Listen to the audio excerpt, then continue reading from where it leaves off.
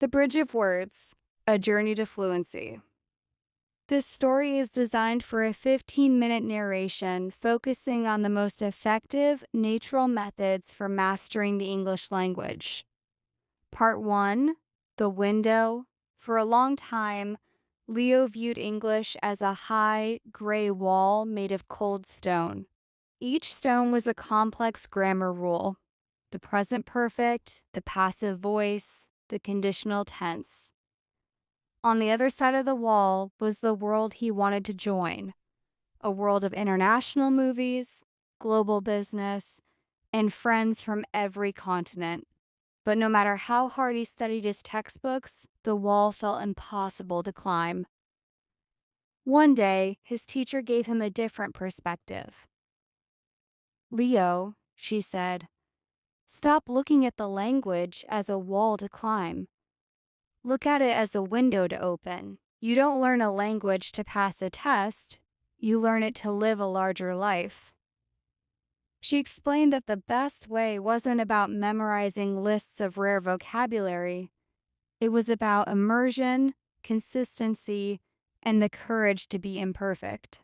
From that day on, Leo stopped studying English and started living it. Part 2, The Power of the Shadow. The first technique Leo mastered was the shadowing method. His teacher told him that language is as much about rhythm and music as it is about meaning. Every morning, Leo would find a short story or a compelling video, something about 8 to 15 minutes long. He wouldn't just listen, he would become the shadow of the speaker. As the narrator spoke, Leo would repeat the words almost at the same time, mimicking the rise and fall of the voice, the pauses, and the emotional weight of each sentence. At first, he stumbled. His tongue felt heavy and he couldn't keep up with the speed. But he didn't stop. He focused on stories, narratives about time travelers, morning rituals, or simple fables. By repeating these stories, he wasn't just learning words, he was training his muscles to produce English sounds naturally. He began to feel the swing of the language, the way English breathes. To further illustrate the power of shadowing, Leo experimented with different types of content. He started with TED Talks, appreciating the clear articulation and structured arguments. He would pick a talk on a topic he found genuinely interesting, like sustainable architecture or the psychology of happiness. He'd listen once for comprehension, then again, shadowing the speaker, trying to match their intonation and pacing. This wasn't about perfect imitation, but about internalizing the natural flow of spoken English.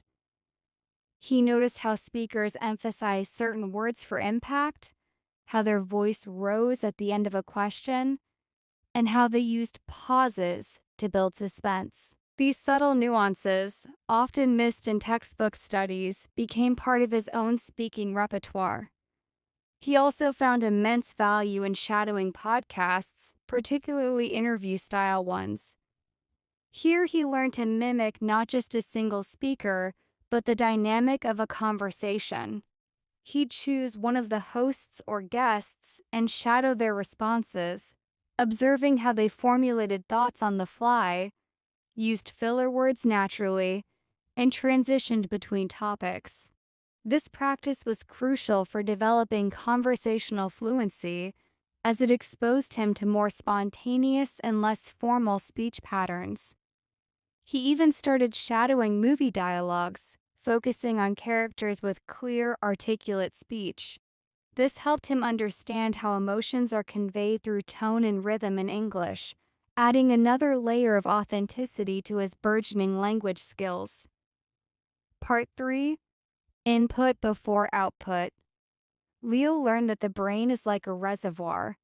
You cannot pour water out of a dry tank. To speak well, he needed to listen and read extensively. He turned his daily life into an English-speaking zone. He changed the language settings on his phone. He watched faceless YouTube channels that focused on clear storytelling. When he watched movies, he used English subtitles instead of his native language, and eventually he turned the subtitles off altogether. He didn't worry if he didn't understand every single word. He focused on the gist, the general meaning. He realized that children don't learn their first language by carrying dictionaries. They learn by being surrounded by sounds until those sounds start to make sense. He allowed himself to be a language child again, curious and observant. Expanding on the concept of input, Leo diversified his reading materials. Beyond news articles and blogs, he delved into fiction, starting with young adult novels that had simpler language and engaging plots. He found that reading stories he genuinely enjoyed made the process effortless. He wasn't just decoding words, he was immersing himself in new worlds, experiencing emotions, and expanding his understanding of cultural contexts. He kept a digital notebook where he'd jot down unfamiliar words or phrases, but instead of immediately looking them up, he'd try to infer their meaning from context. This active engagement with the text helped him develop a more intuitive grasp of vocabulary. For listening, he explored audiobooks, especially those narrated by professional voice actors. He'd listen during his commute while cooking or during his workouts. The continuous exposure to well-spoken English, even when his attention was divided, helped to normalize the sounds and rhythms of the language in his mind. He also sought out online communities and forums where English was the primary language of communication. Reading and participating in discussions on topics he cared about, such as technology or travel, provided authentic exposure to how English was used in real-world informal settings. This constant, varied input was like a nutrient-rich soil, allowing his language skills to grow organically and robustly. Part 4. The Digital Toolkit. Leo lived in an era where the world's best teachers were in his pocket.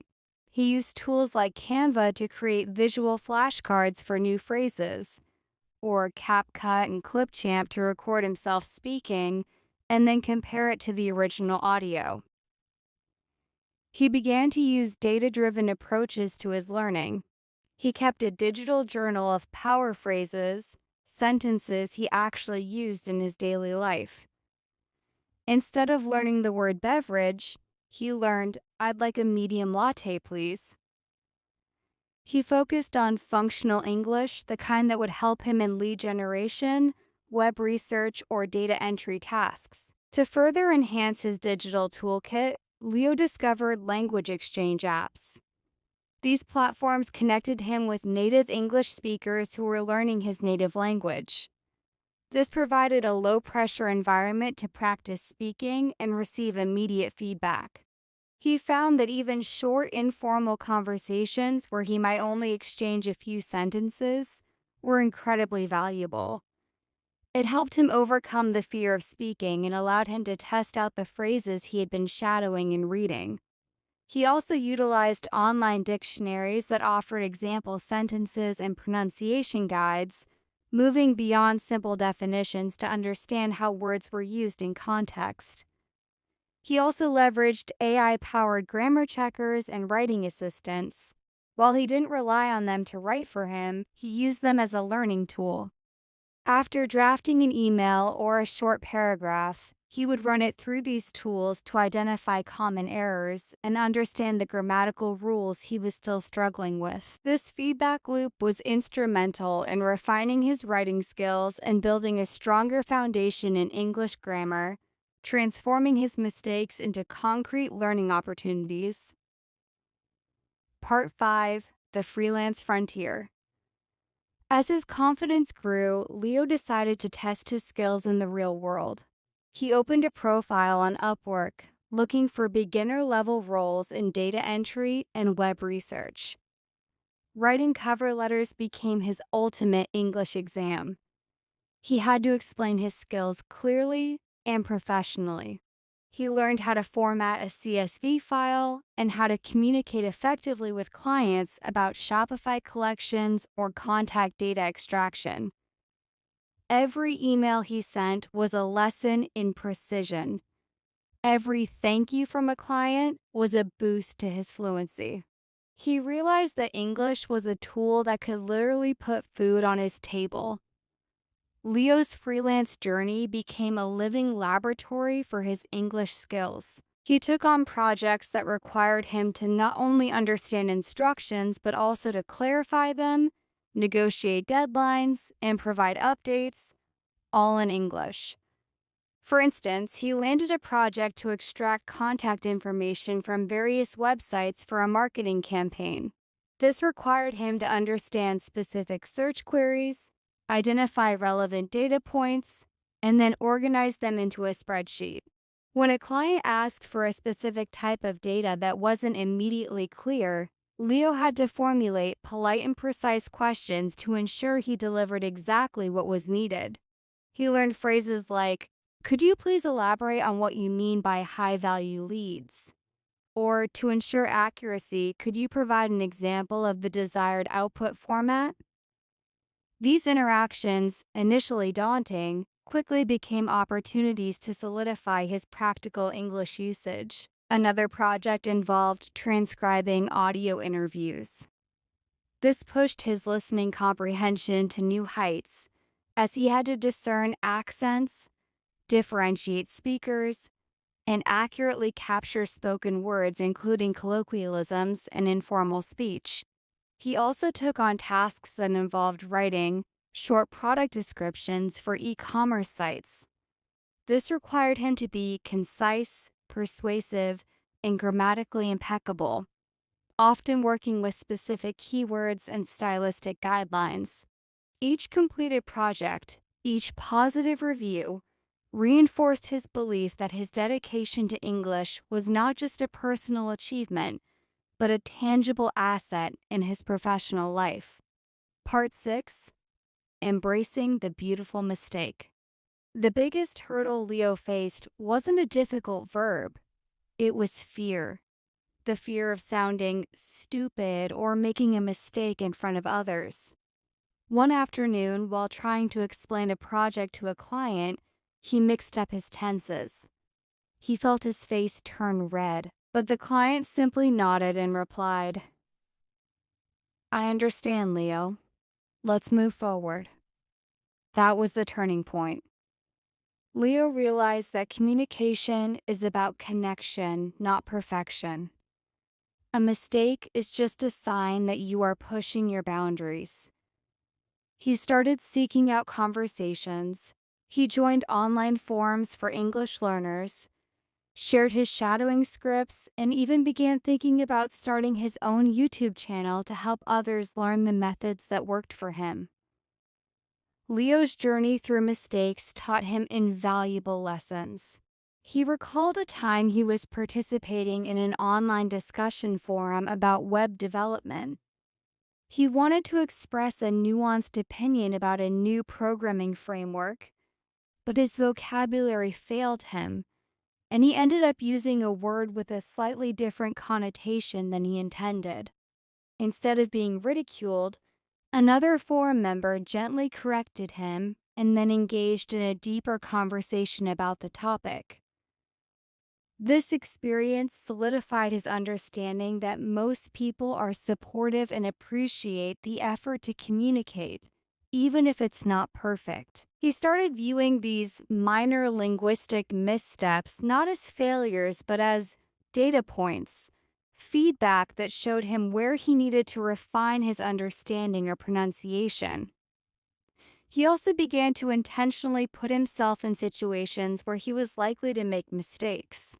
He joined a virtual book club where discussions were held entirely in English. Initially, he would prepare extensively, writing down key phrases and potential responses. But as he became more comfortable, he allowed himself to speak more spontaneously, embracing the occasional awkward pause or grammatical error. He found that the more he spoke, the less he feared making mistakes, and the more natural his English became. If you're finding your flow with today's session, subscribe to the Story Shadow and join our community of English learners.